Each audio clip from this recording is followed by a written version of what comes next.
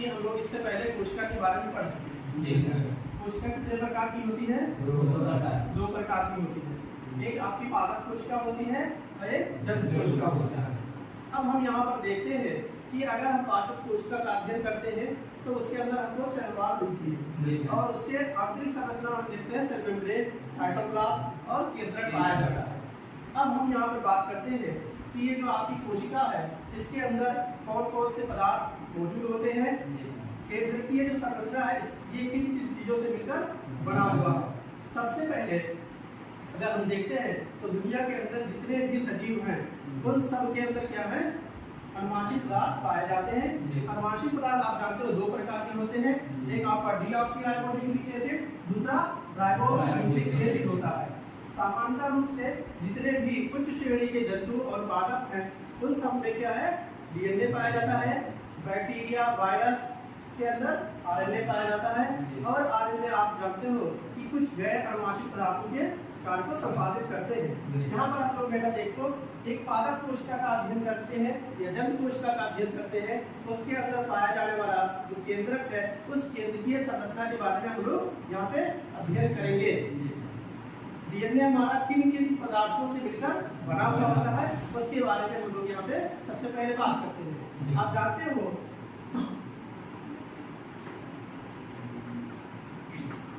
DNA जो है इसका फुल फॉर्म आप जानते हो, deoxy ribo nucleic acid. Okay yes sir. अब यहाँ पे हम इसके फॉर्मेशन के बारे में बात करते हैं कि डीएनए जो आपका है ये पॉलीन्यूक्लियोटाइड चैन से बना हुआ होता है। अब इसके फॉर्मेशन के लिए हम क्या करेंगे कि अलग अलग इनमें मुख्य रूप से हमें तीन चीजें नजर आती हैं अगर हम इनका केमिकल स्ट्रक्चर का अध्ययन करते हैं। नंबर एक आपका नाइट्रोजनस बेस, क्या है? Nitrogenous base. नंबर दो पे आप जानते हो पेंटोज शुगर।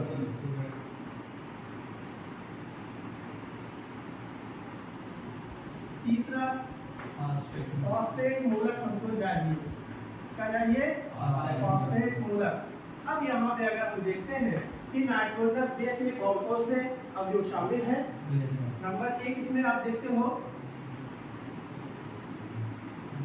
एडेनिन, जिसे हम कैपिटल ए से प्रदर्शित करते हैं बेटा। नंबर दो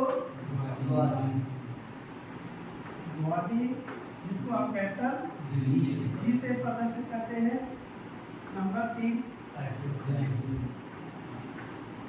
साइटोसिन, जिसे हम कैपिटल सी से प्रदर्शित करते हैं। नंबर चार थायमिन, जिसे हम कैपिटल पी से प्रदर्शित करते हैं। पांचवा जो आपका होता है यूरासिल, जिसको हम कैपिटल यू से प्रदर्शित करते हैं। लेकिन आप यहाँ पे जानते हो कि यूरासिल जो है वो आरएनए में पाया जाएगा। किसमें पाया जाएगा? RNA. Okay clear? Yes sir. जब हम देखते हैं कि डीएनए का फॉर्मेशन हम करते हैं तो वहाँ पे एडेनिन, गुआनिन, साइटोसिन और थायमिन पाए जाएंगे। यदि हम आरएनए का फॉर्मेशन करते हैं तो यूरासिल जो है वो थायमिन को रिप्लेस कर देता है। ओके, अब दूसरा आप देखते हो यहाँ पे कि पेंटोज शुगर। बेटा पेंटोज शुगर यानी जो हम 5 कार्बन वाली शर्करा, कौन सी? 5 कार्बन वाली शर्करा। तो पेंटोज शुगर दो प्रकार के होते हैं। कितने प्रकार के? दो प्रकार के होते हैं। नंबर एक राइबोज शुगर, दूसरा डीऑक्सीराइबोज शुगर।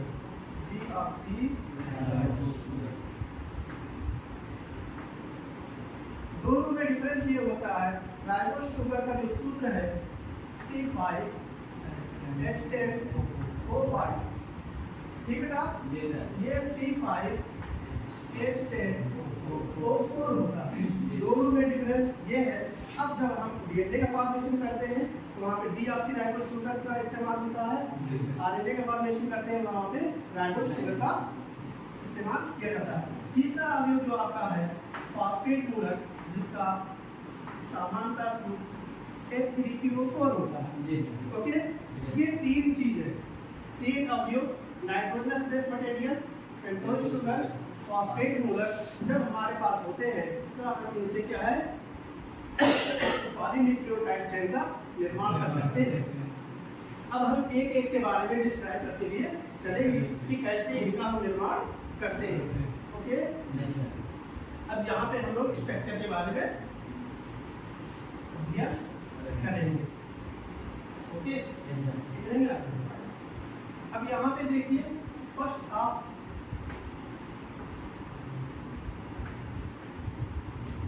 फॉर्मेशन ऑफ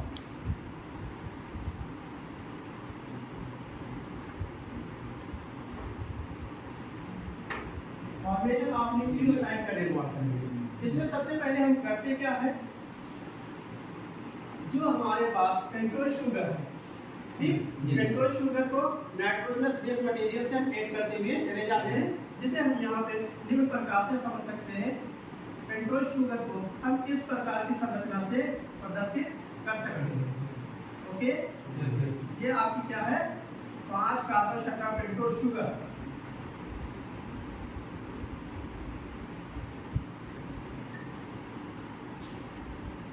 आ रही बात समझ में?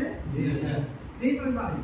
अब इसकी बेटा देखो, ये इसकी नंबरिंग जो हम लोग करते हैं वो इस प्रकार करते हैं 1 2 3 4 5, 1 2 3 4 5, 1 2 3 4 5, 1 2 3 4 5।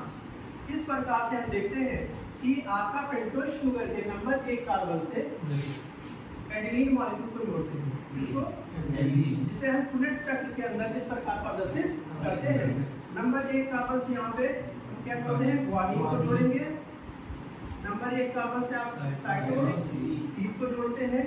फिर नंबर 1 कार्बन से थाइमिन को जोड़ते हैं।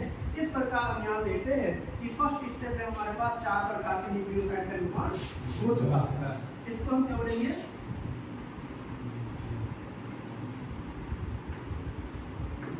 न्यूक्लियोसाइड हमारे 4 बन चुके हैं। अब सेकंड स्टेप में हम क्या करते हैं कि फॉर्मेशन ऑफ न्यूक्लियोटाइड का निर्माण करेंगे। इसका निर्माण करेंगे फॉर्मेशन ऑफ न्यूक्लियोटाइड का, जिसमें थोड़ा सा हम परिवर्तन करना चाहेंगे। यहाँ पे आप देखिए फॉर्मेशन ऑफ न्यूक्लियोटाइड। अब इसमें हम क्या करेंगे, यही हमारे पास जो न्यूक्लियोसाइड है इसके 3 नंबर कार्बन से और 5 नंबर के कार्बन के बीच में हम फॉस्फेट मूलक को क्या करते हैं, जोड़ते हुए चले जाते हैं। क्या करते हैं, जोड़ते हुए चले जाते हैं। नंबर 1 3 से 5 को, number 3 number 5 number 3 number 5। Okay, इस प्रकार हम देखते हैं कि 5 number carbon, 4 number carbon, 3 number carbon, फिर फॉस्फेट मूलक, फिर 5 नंबर कार्बन, 4 3, फिर फॉस्फेट मूलक और 5 नंबर कार्बन। एक सिरा है हमारे पास, एक बैकबोन का निर्माण हो जाता है। इस बैकबोन के निर्माण को हम इसको बैकबोन इसलिए कहते हैं क्योंकि ये हमारे डीएनए के बाहरी क्षेत्र का निर्माण करता है। ये किस सिरे का निर्माण करता है, बाहरी क्षेत्र का निर्माण करता है। अब यहाँ पे देखिए सबसे नीचे यहाँ पे 3 कार्बन दिखता है, सबसे ऊपर यहाँ पे 5 नंबर दिख रहा है। इसलिए इस चैन को हम लोग कहते हैं 3-5 वाली चैन। क्या बोलते हैं, 3-5 वाली चैन या 3-5 वाली लड़ी बोलते हैं। अब आगे हम देखते हैं कि सेकंड स्टेप के बाद में हम देखते हैं कि हमको जो निर्माण करना है वो पॉलीन्यूक्लियोटाइड का निर्माण करना है। इसका निर्माण करना है पॉलीन्यूक्लियोटाइड का निर्माण करना रहता है। अब यहाँ पे हम देखते हैं कि जब हमारे न्यूक्लियोटाइड के निर्माण हो चुके हैं तो इसका जो नामकरण होता है ये आपका हो जाएगा डीऑक्सी एडिनाइलिक एसिड। इसका नाम हो जाएगा deoxy guanylic acid, deoxy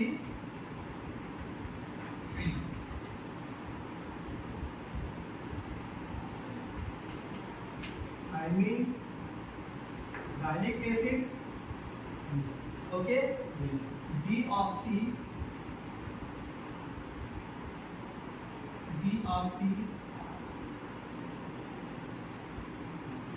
thymine,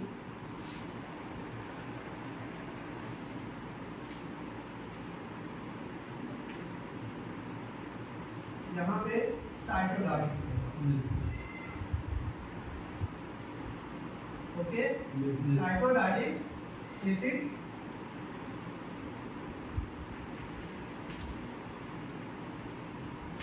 okay. इस प्रकार से हम यहाँ पे देखते हैं कि हमारे पास 4 प्रकार के न्यूक्लियोटाइड का निर्माण हो चुका है। अब यहाँ पे हमको निर्माण किसका करना है? पॉलीन्यूक्लियोटाइड चेन का। थर्ड स्टेप में हम क्या करेंगे? फॉर्मेशन ऑफ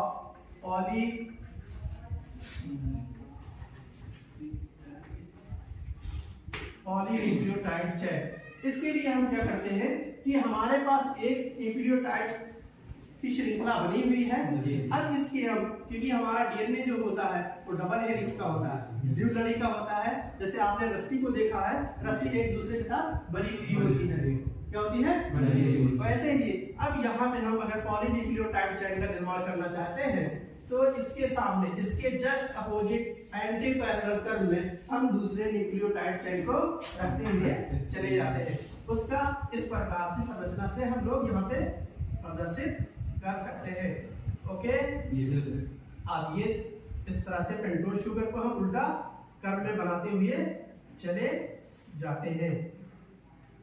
आ रही बात समझ में कि नहीं आ रही? आ रही है। यहाँ पे देखिए हम पेंटोज शुगर, जितने भी पेंटोज शुगर है उन सबको क्या कर दिए हैं? उल्टा करते हुए चले आ रहे हैं। अब इसकी हम क्या करेंगे? नंबरिंग भी कर देंगे। 1 2 3 4 5, 1 2 3 4 5, 1 2 3 4 5, 1 2 3 4 5, ओके बेटा। अब यहाँ पे हम देखिए जिस तरह से इस पॉलीन्यूक्लियोटाइड का निर्माण किया न्यूक्लियोटाइड का, उसी प्रकार number 1 carbon, number 1 carbon, number 1 carbon, number 1 carbon से जस्ट जैसे ये हमारी न्यूक्लियोटाइड चेन है, वैसे ही इस न्यूक्लियोटाइड चेन को हमने कर दिया है, उल्टा कर दिया है। अब यहाँ पे आपका पुनेट चक्र में क्या आ जाएगा? एडेनिन आ जाएगा, यहाँ पे ग्वानिन आ जाएगा, यहाँ पे साइटोसिन आ जाएगा और यहाँ पे थायमीन आ जाएगा। इस प्रकार हम देखते हैं कि अब हमारे सामने जो न्यूक्लियोटाइड है एक दूसरे के अपोजिट हमने खड़े कर दिए हैं। इसको हम क्या कहते हैं? Anti parallel. अब इसके सिरे को अगर हम देखते हैं बेटा, इसके सिरे को, तो यहाँ पे देखो 3 सबसे ऊपर है और 5 सबसे, यानी एक हमारी जो चेन है वो 3 से 5 वाली है और दूसरी 5 से 3 वाली है। अब हम इन बॉन्ड को, क्योंकि इधर हमारा फास्फोएस्टर बॉन्ड के द्वारा जुड़े हुए हैं, ओके बेटा, चेन का निर्माण हो चुका है। अब हम इसके अंदरूनी हिस्से को क्या करेंगे? हाइड्रोजन बॉन्ड के द्वारा जोड़ते हुए चले जाते हैं। यहाँ पे हमें ये ध्यान रखना है कि एडेनिन जो है हमेशा थायमीन से हाइड्रोजन के डबल बॉन्ड द्वारा जुड़ता है। कितने बॉन्ड के द्वारा? डबल बॉन्ड के द्वारा। ग्वानिन जो है साइटोसिन से ट्रिपल बॉन्ड के द्वारा जुड़ता है, ओके। अब इस बॉन्ड को हम क्या कहते हैं? Hydrogen bond. कौन सा बॉन्ड है? Hydrogen bond.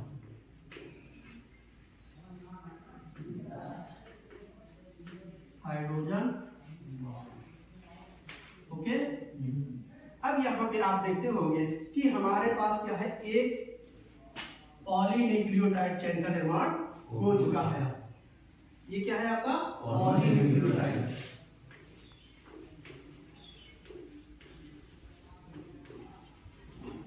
पॉलीन्यूक्लियोटाइड चेन, और यही हमारी पॉलीन्यूक्लियोटाइड चेन की डीएनए होती है। क्या होती है? डीएनए होती है। यहाँ पे एक हेलिक्स आपको नजर आ रहा है, यहाँ पे आपको दूसरा हेलिक्स नजर आ रहा है। अब हम यहाँ पे देखते हैं कि डीएनए जो है वो क्या है? अनुवांशिक पदार्थ। अब विभिन्न प्रकार के जितने भी दुनिया के अंदर जीव भाई हैं, सब में न्यूक्लियोटाइड की संख्या अलग अलग होती है। न्यूक्लियोटाइड की संख्या के आधार पर ही इनकी विशेषता भी अलग अलग होती है। जैसे बेटा आपको हमने पहले बताया है कि सजीवों के अंदर 2 प्रकार के न्यूक्लिक एसिड होते हैं, जैसे आपका डीएनए और दूसरा आरएनए। अगर हम बात करते हैं जीवाणु भोजी के अंदर, इसके जीवाणु भोजी। तो इसके अंदर न्यूक्लियोटाइड की संख्या कितनी है? 86 न्यूक्लियोटाइड्स पाई जाती है। ये दुनिया के अंदर जितने भी जंतु होंगे सबके अंदर अलग अलग संख्या पाई जाएगी न्यूक्लियोटाइड की। अगर हम देखते हैं कि ये जो आपकी न्यूक्लियोटाइड की संख्या है ये बहुत ज्यादा होती है। क्या होती है? बहुत ज्यादा होती है। अब इन न्यूक्लियोटाइड को डीएनए के अंदर समाने के लिए, उसके अंदर आने के लिए क्या करना पड़ता है? डीएनए पैकेजिंग करनी पड़ती है। इस डीएनए पैकेजिंग के लिए हम लोग बाद में अध्ययन करते हैं। अब यहाँ पे हमको सबसे पहले ये चीज देखना है कि ये जो आपके डीएनए है, न्यूक्लियोटाइड्स है, इनके बारे में सबसे पहले फ्रेडरिक माइशर नाम के वैज्ञानिक ने पस कोशिकाओं के अंदर इसको खोजा था और उन्होंने इस समय इसको क्या कहा था? न्यूक्लियन कहा। क्या कहा था? न्यूक्लियन। बाद में सन 1953 ईस्वी में वाटसन और क्रिक ने डबल मॉडल प्रस्तुत किया, जिसे हम वाटसन और क्रिक का मॉडल कहते हैं। इस मॉडल की विशेषता ये होती है कि इसके बीच की जो दूरी है, एक न्यूक्लियोटाइड से दूसरे न्यूक्लियोटाइड के बीच की दूरी है वो 3.4 नैनोमीटर की है। कितना? 3.4 नैनोमीटर। और एक नाइट्रोजन समाक्षर से दूसरे नाइट्रोजन समाक्षर के बीच की दूरी कितनी है? 0.34 नैनोमीटर होती है। अब इसको हमको डीएनए के अंदर न्यूक्लिक एसिड जो आपकी कोशिका है उसके केंद्रक में इसको समाने के लिए हमको जो अध्ययन करना पड़ता है वो आपकी डीएनए पैकेजिंग कहलाती है कि डीएनए उस केंद्रक के अंदर कैसे आता है, सेट हो जाता है। इसके बारे में हम लोग नेक्स्ट में पढ़ाई करेंगे। ओके।